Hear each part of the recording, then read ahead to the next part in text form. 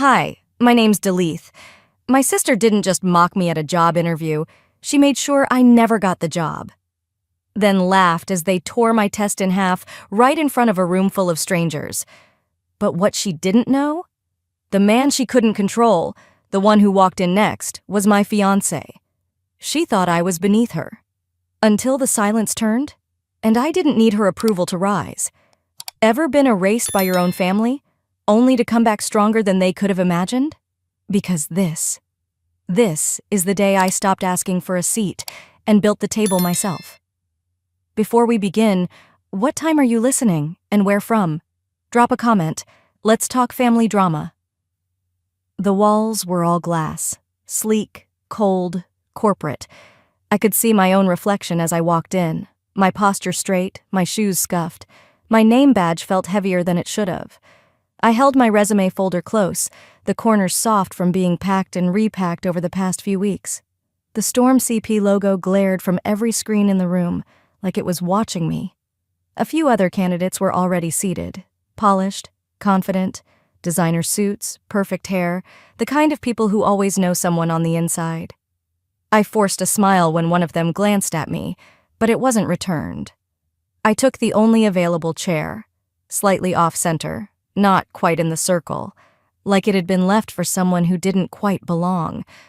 I reminded myself, I didn't need to belong. I just needed to be seen. Then the door clicked, and Seraphine walked in. She was in a navy silk blouse, heels that echoed on the tile, and a mug in her hand that screamed money. Her makeup was subtle but flawless, and her hair was swept into the kind of bun that says, "I don't have time for you." My breath caught. She didn't flinch when our eyes met, didn't acknowledge me. Not a nod, not a blink. She walked to the table like I wasn't her younger sister, like I hadn't once shared a room with her, like she hadn't ruined my first job interview 7 years ago. Seraphine took her seat among the panelists. Yes, panelists, and sipped from her mug while another interviewer introduced the session. The room buzzed with HR buzzwords, leadership potential, team synergy, scalable strategy. I felt like I was hearing a foreign language. "Would anyone like coffee?" one of the assistants asked, carrying a tray.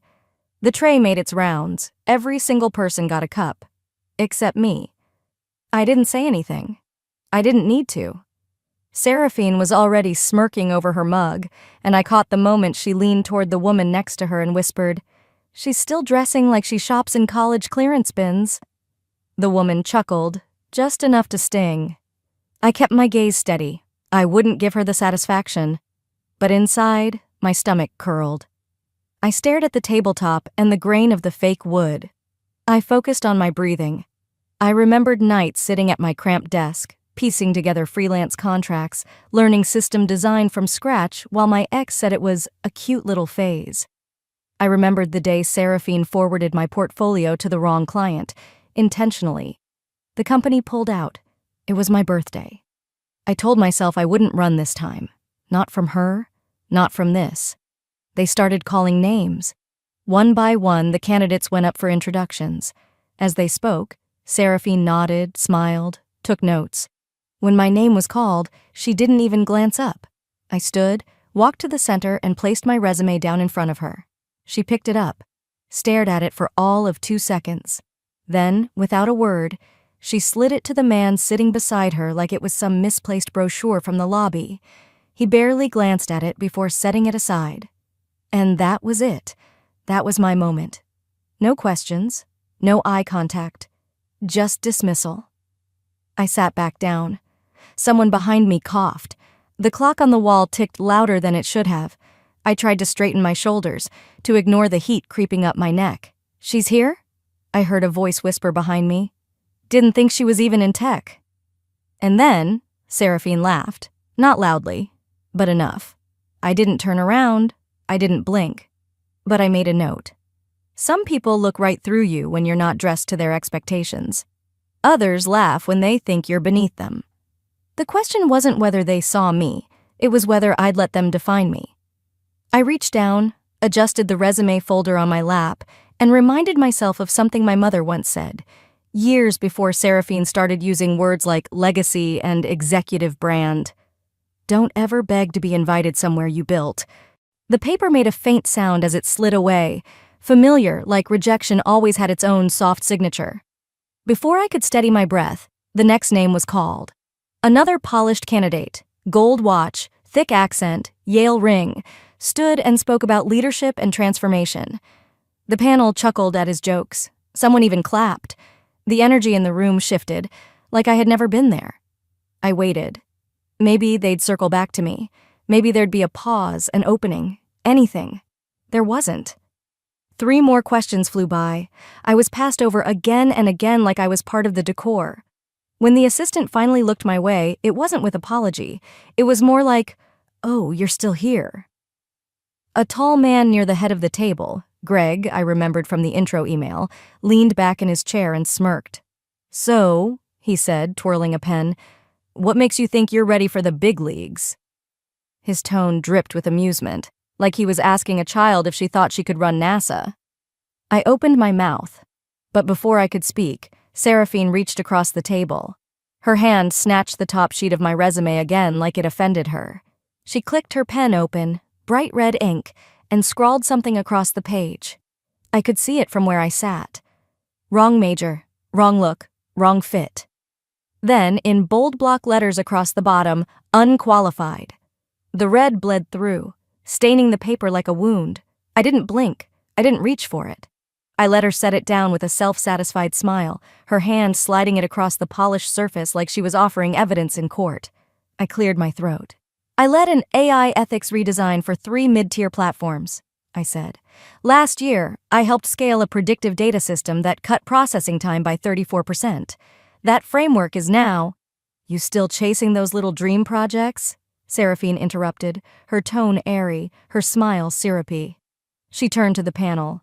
While I was presenting at a London summit, she was still uploading resumes to Indeed. There were chuckles, a few suppressed coughs. Greg smirked. Even the assistant tried to hide a grin. It was happening again, but I didn't flinch. Not this time. I looked at Seraphine, not the panelist, not the corporate goddess in heels, but the sister who used to read my journals out loud at school when she was bored, the one who told me I'd never have the teeth for this world.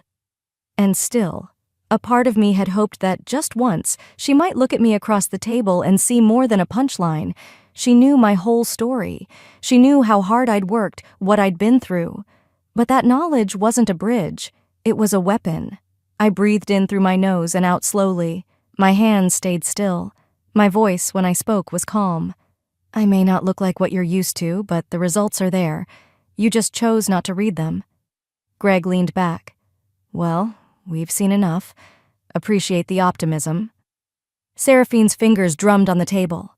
She didn't look at me now. She didn't need to. The damage had been done, and enjoyed. A moment later, one of the panelists slid my resume back across the table, now folded sharply in half. "Good luck finding something at your level," he said, almost kindly. "Maybe retail?" I reached for it with steady fingers, nodded once, and stood. "I'll let you know," I said quietly, and I walked toward the door. But I wasn't going home. I didn't stop walking until the sliding glass doors of the building had closed behind me. Midtown traffic buzzed around me, sirens in the distance, horns like background noise in a city that didn't pause for bruised egos. My heels clicked on the sidewalk, purposeful but not rushed. I wasn't running from anything, just trying to find air that didn't smell like polished wood and fake smiles. 2 blocks away, I ducked into a narrow cafe that always smelled like burnt espresso and guilt. The barista barely glanced up. I ordered a drip coffee I wouldn't drink, just to justify taking up the corner table by the window. The folder was still in my hand. I sat down slowly. My fingers traced the edge of the top page, red ink staining the corner like blood that hadn't been washed out completely. Unqualified, in all caps, all confidence. I don't know why I was surprised, because this wasn't new. This wasn't even the worst of it. I stared out at the taxi zipping past, but my mind pulled me backward. Years, age 24, my first full-time job offer, nearly in hand. I'd been freelancing for months, pulled all-nighters polishing a pitch deck for a data integration platform tailored for nonprofits. I was proud of it. I had shared it with Seraphine one night, in what I thought was a moment of sisterly bonding. She'd been consulting at a boutique firm then. A week later, that same firm released a near-identical proposal, presented by Seraphine. She didn't lie. That was the cruel brilliance of it. She just didn't correct them when they assumed it was hers. I mean, I didn't say it was mine, she'd told me later over wine at a family dinner. But if people connect dots, that's not my fault. The job had gone to a guy she referred, someone who had the right look. And I was left explaining why my concept had already been launched, without me. I remember my father laughing at dinner that night. He raised his glass and toasted, "To my daughters, Seraphine, the visionary, Delith. She's always been the kind one." Kind. The word had stuck to my ribs for a decade. I stared down at the red ink now and realized, this wasn't sabotage, it was a cycle.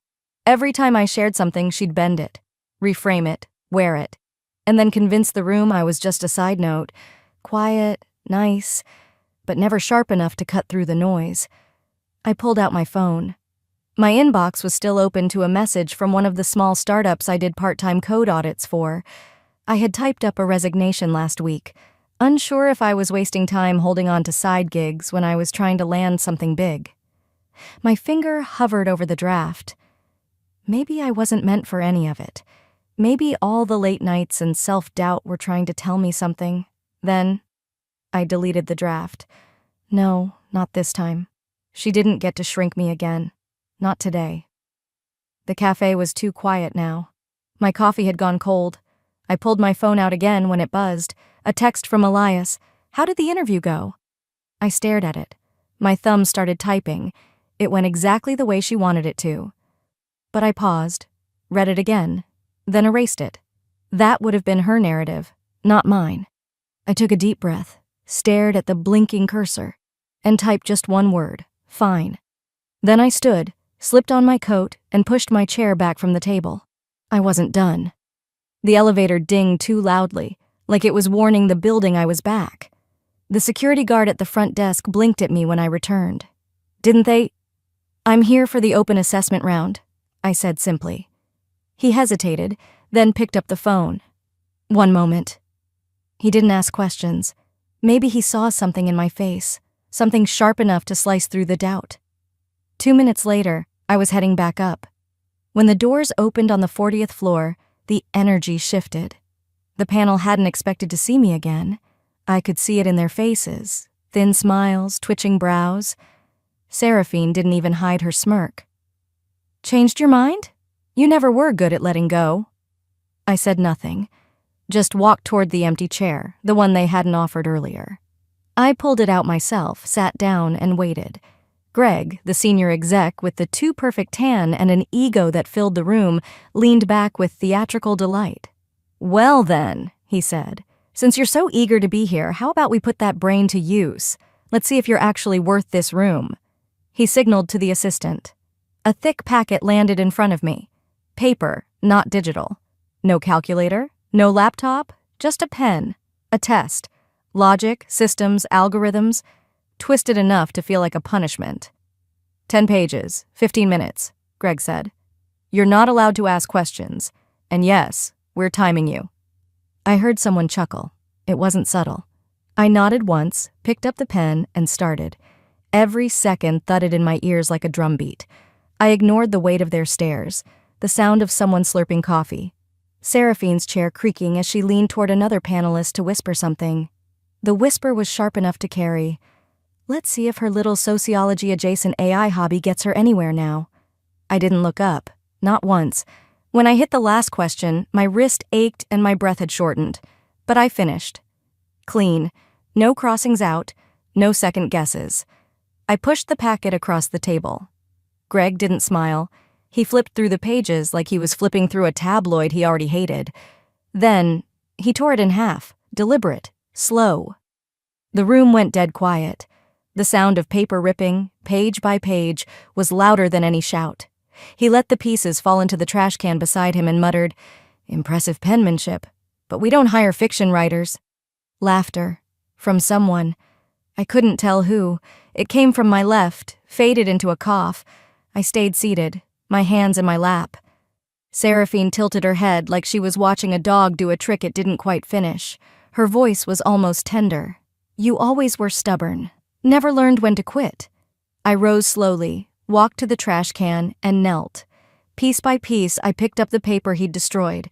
Not to save it, not to prove anything, but because I wanted to remember this moment exactly as it was. The feel of paper with answers they didn't bother to read.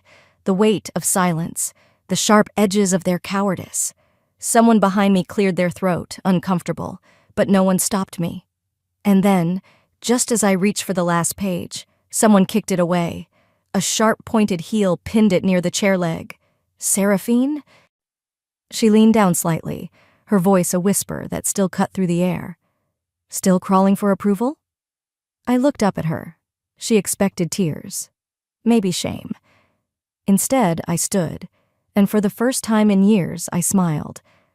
By the time I made it out of that building again, the sky had dimmed to that blue-gray tone New Jersey knows too well in early spring. Moody, restless, and ready to rain. The cold bit through my blazer, but I didn't feel it. I just kept walking until I passed the bakery on Ridgewood Avenue that always left its lights on late. The glow reminded me of that dinner, 2 nights earlier. The night that should have told me everything I needed to know. It was supposed to be a family gathering, a casual meal. Just catching up, Dad had said in the group text. But when I arrived, I knew the script had already been written. We were at Belmont House. White linen tablecloths, candles, a private room near the back. Mom waved when she saw me, but didn't get up. The host handed me a menu after everyone else had already ordered. I sat down beside a decorative fern. Then the applause started. Seraphine had walked in, 20 minutes late, and everyone stood to greet her like she'd returned from war. I was on a call with Soul, she said, not even apologizing. Time zones are a nightmare. Dad beamed. That's our girl, still closing global deals while we eat. I sipped my water, said nothing. We toasted champagne. Mom leaned in, nudging her glass toward mine, and said, freelancing must build resilience. It's like a side quest in your 20s. I was 32, but the moment that burned itself into me came during dessert. Seraphine had been talking to Dad about a Storm CP partnership, something about integrating AI ethics modules into corporate risk assessment. Words I knew intimately, because I'd written the framework for a startup 3 years ago. I'd shared it with Seraphine once, over wine and naive sisterly pride. Now it was her talking points. Dad raised his glass. To Seraphine's newest promotion, our fearless innovator. My fork hovered over the tiramisu. I looked at Mom. She smiled gently and said, Don't look so serious, Del. It's not a competition. I forced a smile. Of course not. Then Seraphine leaned in close, her voice so soft it slid like a blade. She poured me another glass of wine and whispered, You'll always be beneath me, darling. You know that, right? A camera flash went off right then, Mom capturing a sweet sister's moment, and in the photo, I'm smiling, chin tilted, lips curled, glass raised, a lie captured in perfect lighting. Back in the present, I found myself in the women's restroom at Storm CP, gripping the marble sink. The face in the mirror wasn't crying, but the mascara was crooked. My lips had gone pale. I splashed water on my cheeks and watched the smudges melt into my skin. One of the stalls opened. 2 interns came out, laughing. She really bombed. Greg actually tore it up. Like, in front of everyone. The second one giggled. She just picked up the pieces, like a kicked puppy. Wasn't that the one Seraphine said was her cousin, or, like, distant relative or something? They left without noticing me. I didn't move, just stared at the reflection of my reflection. Something behind my eyes shifted. The softness cracked. There was steel now, quiet, but certain. When I walked back into the hallway, I paused at the glass wall overlooking the reception floor. That's when I saw her. She couldn't have been older than 25, hair pinned back too tight, resume clutched to her chest like a shield. A manager brushed past her without a glance. Her eyes tracked him, then fell. And then they found mine. She didn't smile, but her grip loosened just slightly. That's when I understood. I was never meant to shrink in their presence. I wasn't the one who needed approval anymore. I didn't rush. My steps were measured, calm, too calm, maybe. But after years of folding myself to fit into rooms that never had space for me, I was done contorting. The receptionist blinked when I walked back in. "Miss Marin? I need to speak to the panel again," I said, buttoning my coat like armor. She hesitated. "They're in the middle of reviewing—" I met her eyes. "I know. That's why I'm here." After a few seconds, she nodded and picked up the phone. They didn't make me wait long. I was escorted to the same conference room I'd left not an hour ago, and just like before, no one stood. Greg looked up, pen in hand. "Forget your pride on the way out." Seraphine chuckled under her breath. "You really don't know when to quit, do you?" "I'm not here to beg," I said, stepping forward. "I came because you left something out." Laura looked confused. "What exactly?" "My record, my work, the things that actually matter." I placed a small folder on the table. "You're interrupting a closed session," Greg began, but the door behind me opened, this time not by me. The air changed before I even turned around. A shift, stiffened backs, cut off words. Coulter Brannick stepped into the room like a shadow carried by certainty. Tailored black, no tie, calm as a cliff edge. Everyone stood. Seraphine's hand went to her mouth. "Wait, Coulter? I mean, Mr. Brannick?" He didn't look at her. He walked straight to me, touched my back, just gently enough that the room might have missed it if they weren't already holding their breath. "Are you okay?" he asked me. "Only me." I nodded once. They didn't know who I was. He turned to them now, face unreadable. "Interesting, because some of you apparently know me very well." Greg cleared his throat. "Sir, if we'd known she was qualified," Coulter cut in, "experienced, or just human?" He walked to the head of the table, opened the folder I'd left, and spread the pages across the glass. "Delith Marin, freelance architect on 3 of our internal systems, co-authored our ethics framework for the AI compliance model in 2021, the white-labeled one, which half this panel still doesn't understand." A flush crawled up Greg's neck. Laura was staring at the documents like they'd started glowing. Coulter slid a photo across the table.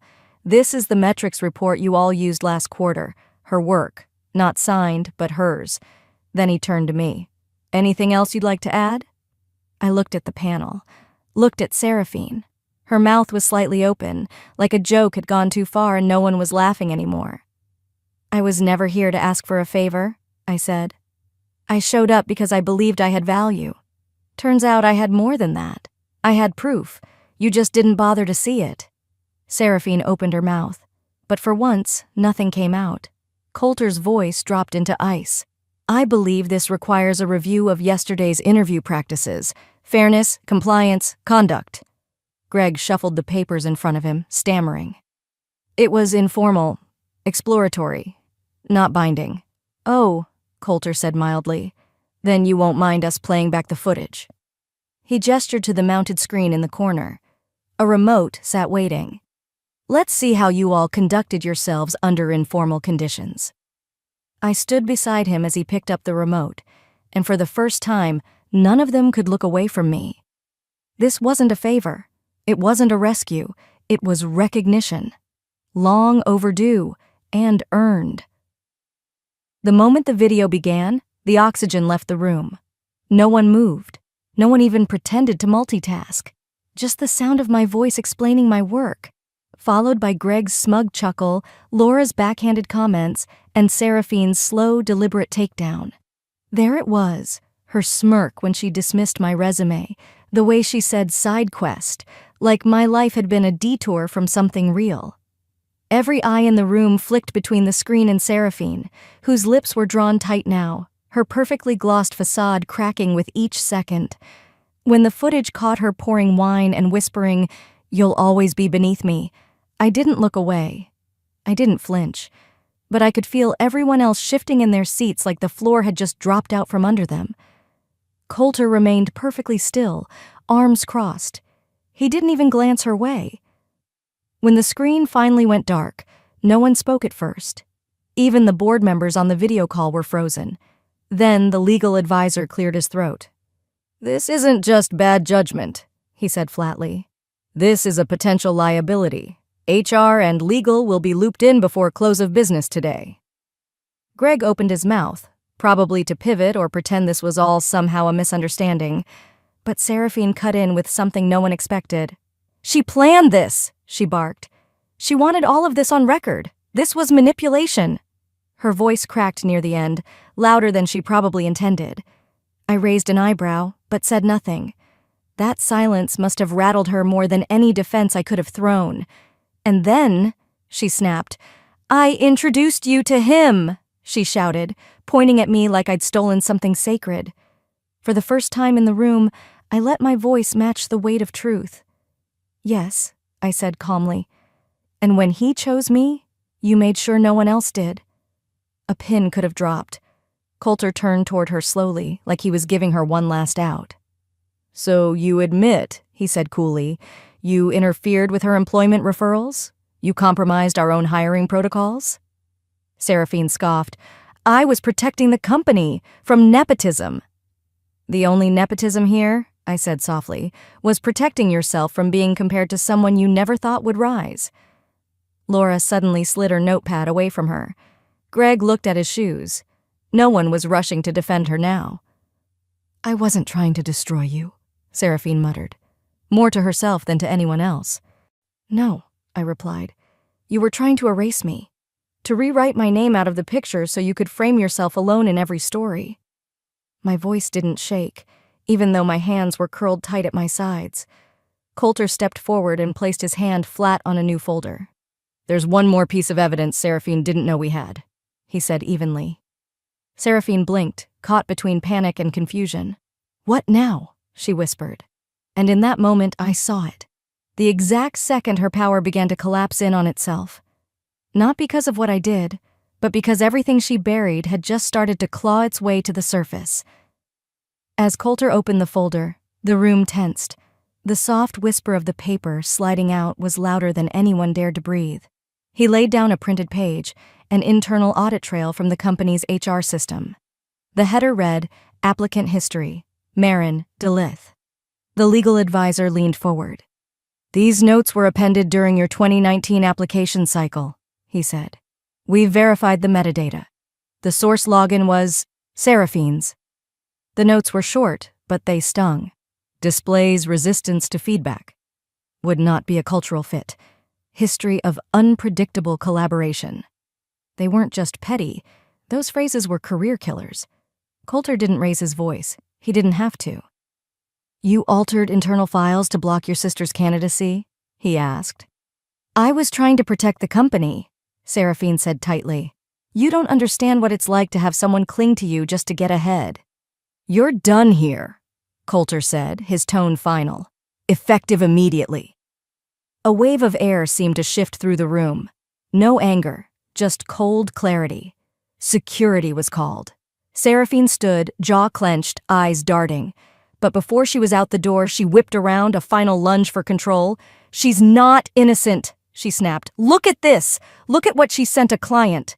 She slammed her phone screen on the table, a screenshot of an email, allegedly from me, calling a potential partner a walking disaster in heels. It had my name on it, my email footer, even the company tag, except I already knew it existed. I reached calmly into my bag and pulled out a small black binder. This, I said, sliding it across to legal, is the server log from 2 nights ago. That email? It originated from Seraphine's IP address, logged in under her temporary admin pass. A silence followed. Not shock this time, just confirmation. Greg shifted back in his seat. Laura looked down at her notes. The assistant in the corner who'd once giggled behind my back suddenly found her shoes interesting. Coulter nodded once. Forging internal credentials to defame a team member is more than unethical, he said. You'll be hearing from legal, Seraphine snapped. You think you're better than me now, just because he picked you? I didn't need to raise my voice. No, I said, looking straight into her unraveling eyes. Just done being beneath you. Security let her out. Not with force, with finality.